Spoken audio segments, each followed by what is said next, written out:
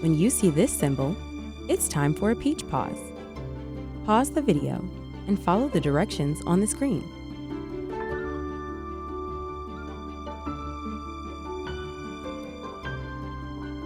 Let's take a close look at this picture. What do you see? What do you think? What do you wonder?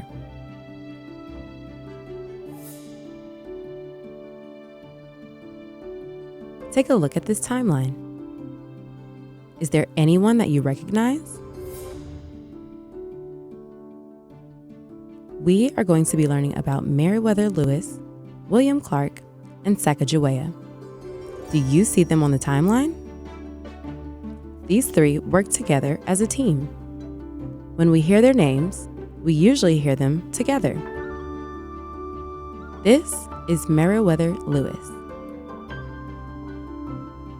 This is William Clark. Most of the time, you will hear people call them by their last names, Lewis and Clark. This is Sacagawea. They lived more than 200 years ago. People still remember them today. As you listen to their stories, think about the choices they made. Why are their choices important to us today?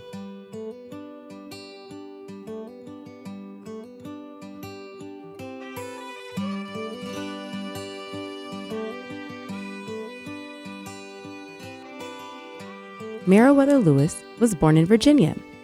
He lived from 1774 to 1809. He moved to Georgia when he was a young boy. He lived near what is now Oglethorpe County. Where is Oglethorpe County compared to where you live? Is it north, south, east, west? He learned a lot about hunting and the outdoors. He was very interested in nature. Some plants in nature are safe to touch or eat, but some are dangerous. Herbs are a kind of plant that can be used in food or medicine. His mom taught him how to find and use herbs to make medicine. Lewis moved back to Virginia and started his education. He did not learn in a school building.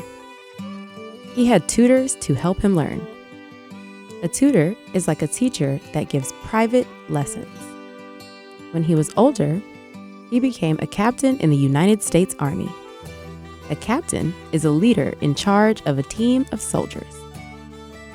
Lewis became such a good leader that the President Thomas Jefferson asked him to work for him.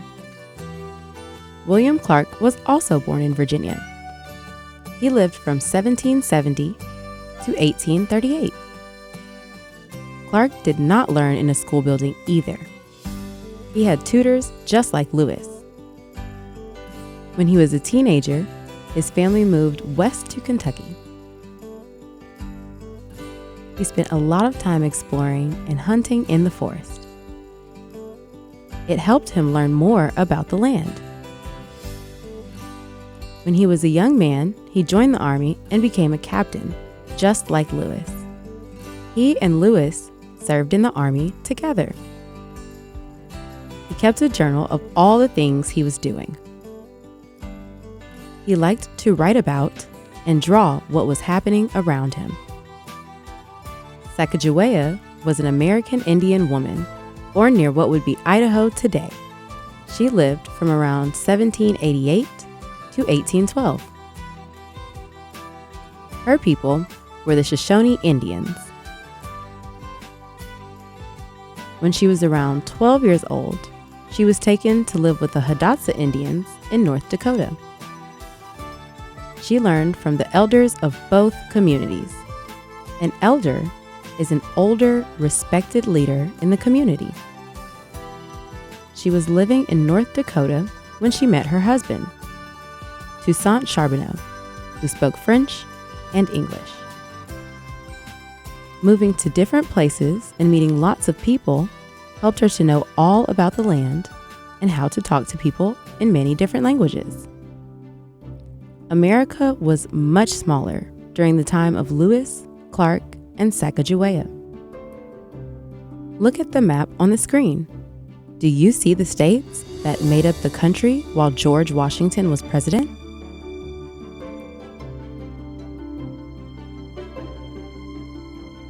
Are they on the north, south, east, or west side of the continent?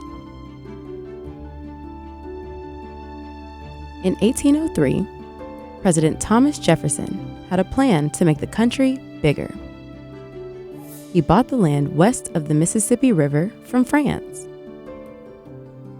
This land is called the Louisiana Purchase. It almost doubled the size of the United States. Since the land was new to our country, very little was known about it. What was the land like?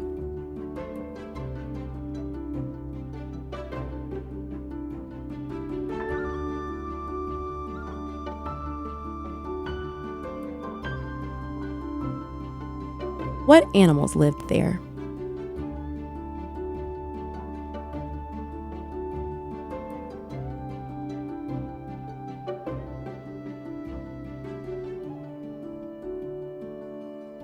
What plants grew there?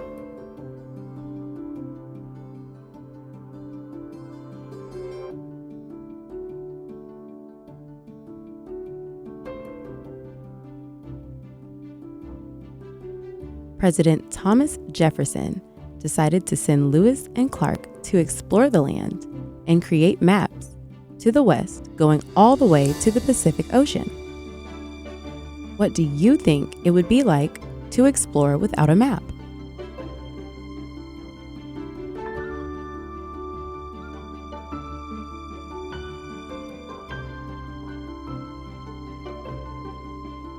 How would you get ready for a trip like that?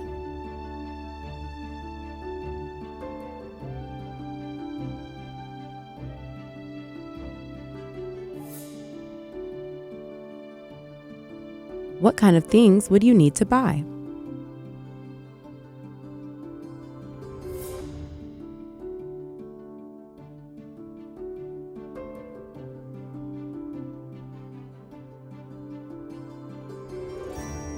How would you know what kinds of things to pack?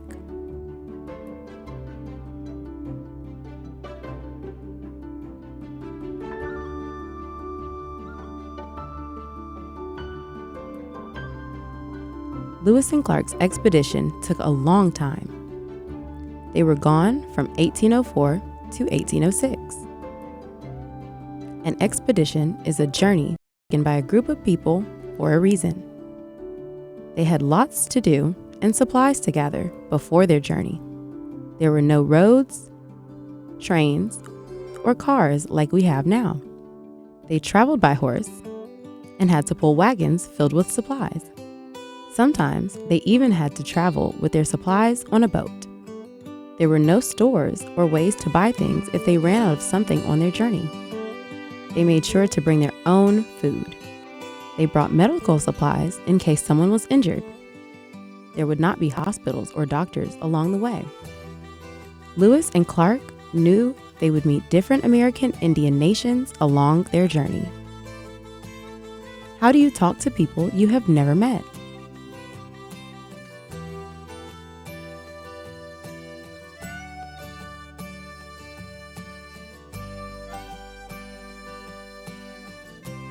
Talk to a friend about some ways to introduce yourself to someone you've never met.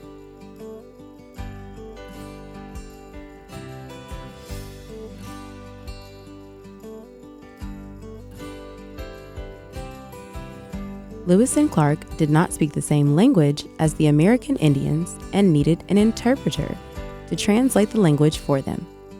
They would need to be able to speak to the leaders and the people of the nations. They would also need to be able to understand what the people of the nation said to them. Interpreters or translators help people that don't speak the same language understand each other. Language can be reading, writing, or making signs with your hands and arms. As they traveled, Lewis and Clark met Sacagawea and her husband Toussaint. Lewis and Clark hired Sacagawea and her husband to help on their journey. They helped them speak to American Indian people they met and also helped them learn the land and find their way. Sacagawea was the only woman on the expedition. Just before the expedition, she had a baby. She carried the baby in a special satchel on her back during their journey. Sacagawea was an excellent trail guide. She taught Lewis and Clark about the plants and animals they saw on their journey. She knew a lot about the land and which plants were safe to eat. One day, while they were traveling down the river with all of their supplies and boats, wind caused their boat to tip over. Sacagawea rescued all their books, medicine, tools, and supplies from the dangerous water. Without her courage, all of their hard work on the journey might have been lost. Why do you think it is important for Lewis and Clark to learn about the plants and animals in the area?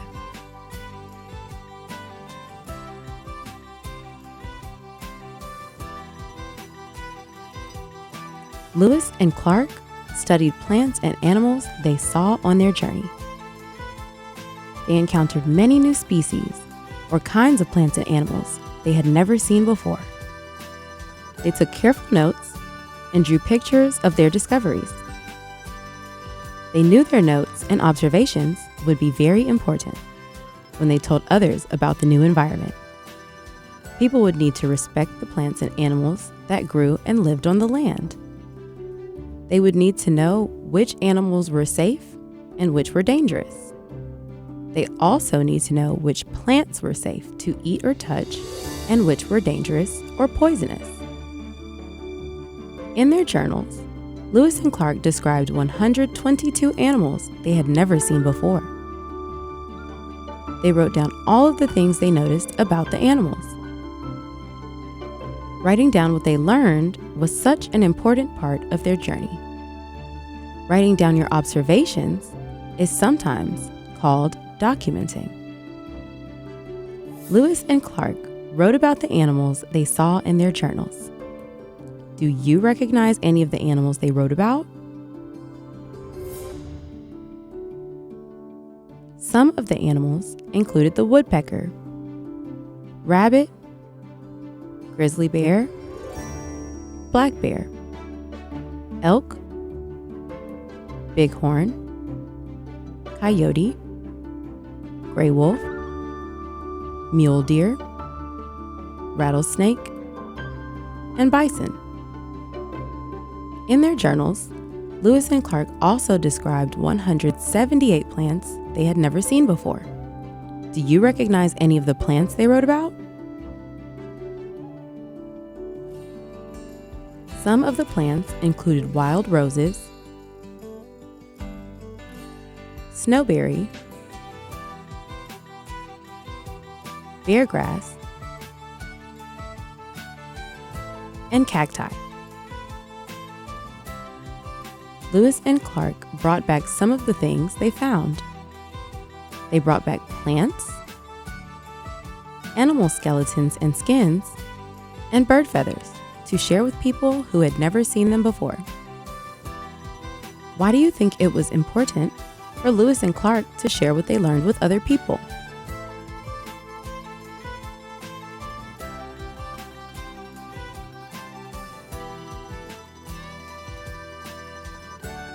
How does sharing what they learned show commitment to their community?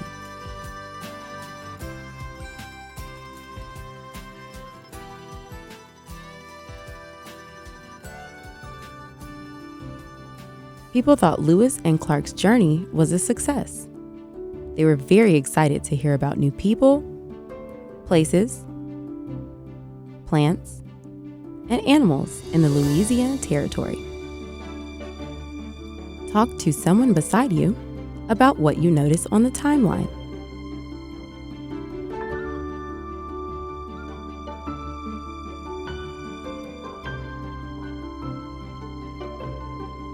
Lewis, Clark, and Sacagawea are honored in many different ways. People show appreciation for all of the things they did for our country. The maps they created help us learn about the mountains, deserts,